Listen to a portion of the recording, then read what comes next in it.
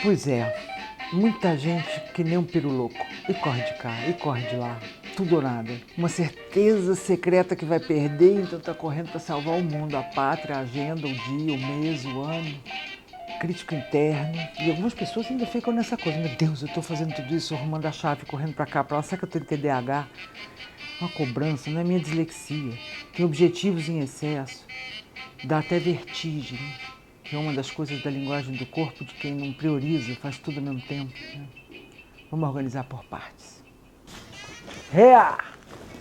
Salve, gente minha! Bom, primeira coisa, 4 dicas importantes para a gente destravar. Estou ouvindo aqui LP. Maravilhoso. Existem muitas razões pelas quais a gente pode ter dificuldade de avançar. No momento atual, elas estão se multiplicando socialmente, né? Não é só nos aspectos individuais, mas eu queria ver com você assim, o pós-relacionamento difícil, o pós-pandemia, a mudança de carreira, em aspectos de transição que de repente a gente vê as pessoas não estão conseguindo fazer nada. Muita gente diagnosticada com TDAH ou flertando com a hipótese de que tem um problema e que essa multiplicidade de pensamento, de organização, de coisa para fazer é um problema e por isso a pessoa não consegue se organizar, e é possível que seja. E também é possível que nós estejamos todos numa onda coletiva que vai pegar a internet, o excesso de atividade para fazer e a nossa coisa de se identificar com os erros. Uma das frases do Pete Walker, que a Quantum House, na minha voz, traz com frequência, que quando você comete um erro, é um erro pontual. Isso não faz de você um erro. Eu vou repetir. Quando você comete um erro, é um erro pontual.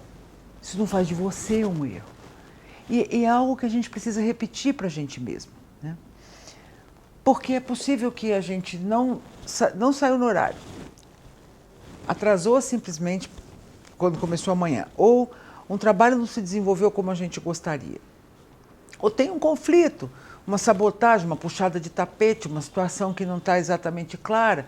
Tem negociações andando, né? Para as pessoas que lidam com o mundo de negócios, o fato de ter que negociar etapas, dinheiro, circunstâncias, condições, escopo de processo, ou de venda, ou os produtos, seja lá o que for que a gente faça, e tudo aquilo que representa obstáculos para nós, podem acabar representando gatilhos que nos levam para esse lugar de eu sou um erro. E aí, o que eu vou pedir para você? Olhar esses 4 itens. Número 1, don't split. Não splita, preto ou branco, tudo ou nada. Ou é tudo uma maravilha ou é tudo um horror. Ou é tudo excelente ou é tudo péssimo. Porque a gente fica na idealização, né? Essa polarização é muito comum nas desordens de personalidade, muito comum quando a gente dissocia do self. Então, vamos para o caminho do meio. Nem tudo, nem nada. O que é possível, o que dá para ser feito. Essa é a primeira coisa. Não vai para o tudo ou nada. Segunda coisa, divide o tempo em pedaços menores para organizar o seu pensamento e a sua cabeça. Quando a gente começa a pensar na carreira até não sei onde, num filme pronto ao final do processo, num projeto inteiro, em todas as coisas do ano, em tudo que a imaginação consegue enxergar objetivos. E objetivos viram objetivos quando tem prazo, quando tem data, quando tem meta. E a gente precisa fazer o D-30, né? O dia menos 30 dias, o caminho de planejamento de uma maneira palatável, de uma maneira que a gente se sinta vivo, que a gente consiga ficar encarnado, que a gente não tenha que enfiar o Brasil dentro de Belo Horizonte, fazer tudo ao mesmo tempo agora e já, e ficar se pilhando com o perfeccionismo. Então, número 2, por favor, faça algo ecológico.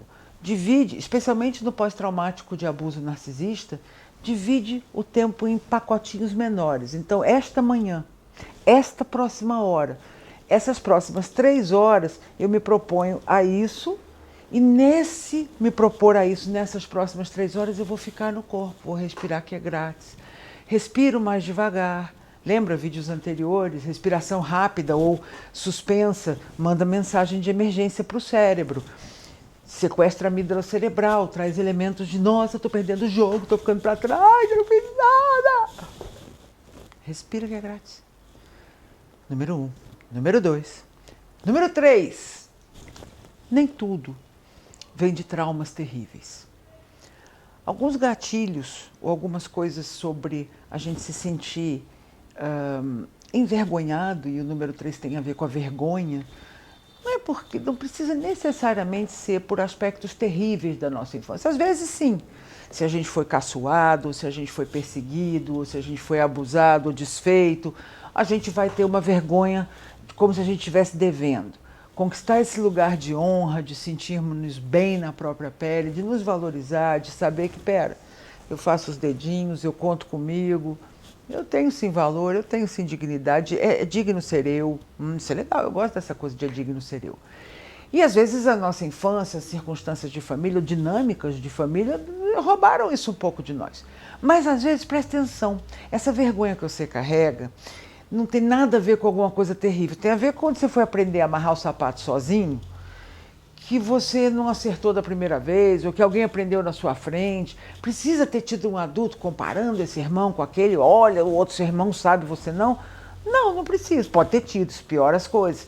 Mas nem precisa ter tido isso. Às vezes, só o fato da nossa aprendizagem, a maneira como a gente olhou, a gente carrega uma cobrança de que a gente não pode errar. Eu costumo dizer sempre, põe uma vírgula. Em vez de parar, ai, que horror, ai, eu não faço nada direito, ai, pega o chicotinho. A gente faz isso em segredo, a gente não conta, mas dentro, o que está passando por nós, por dentro, às vezes tem a ver com uma vergonha tóxica, uma cobrança interna de que a gente não fez o bom bastante, ou que a gente não estava ali. E isso um pouco é anular o sujeito, é anular a nossa própria capacidade de aprender e de fazer das coisas, porque a vida é um dia de cada vez com a noite no meio. É um passo de cada vez. Então, se a gente já reduziu o tempo em pacotinhos menores e a gente for mais camarada e não se envergonhar porque a gente está num processo, o momento de agora é bom bastante. Isso que eu dou conta agora é uma parte do processo para os próximos passos que vão vir. Está no jogo, né? E por último, o quarto item, não menos importante, destrone o crítico interno.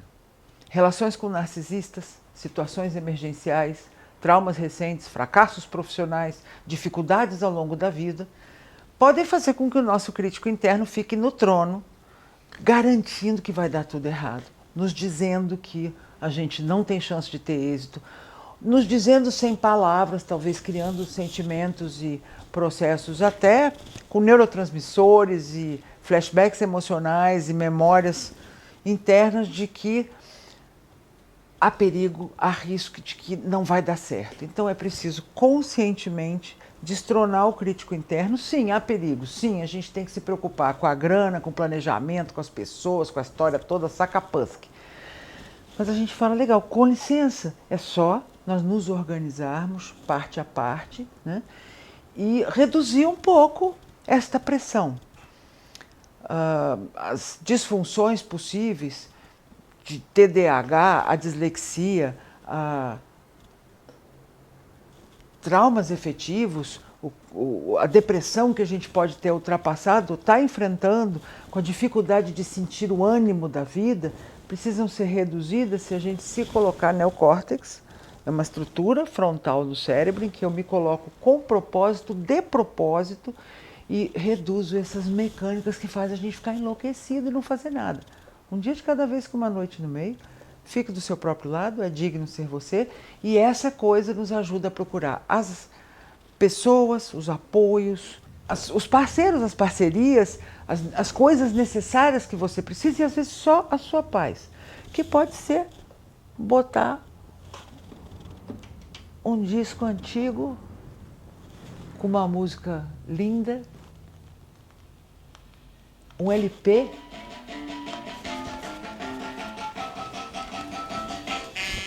let's kiss sugar, beijo, gente minha.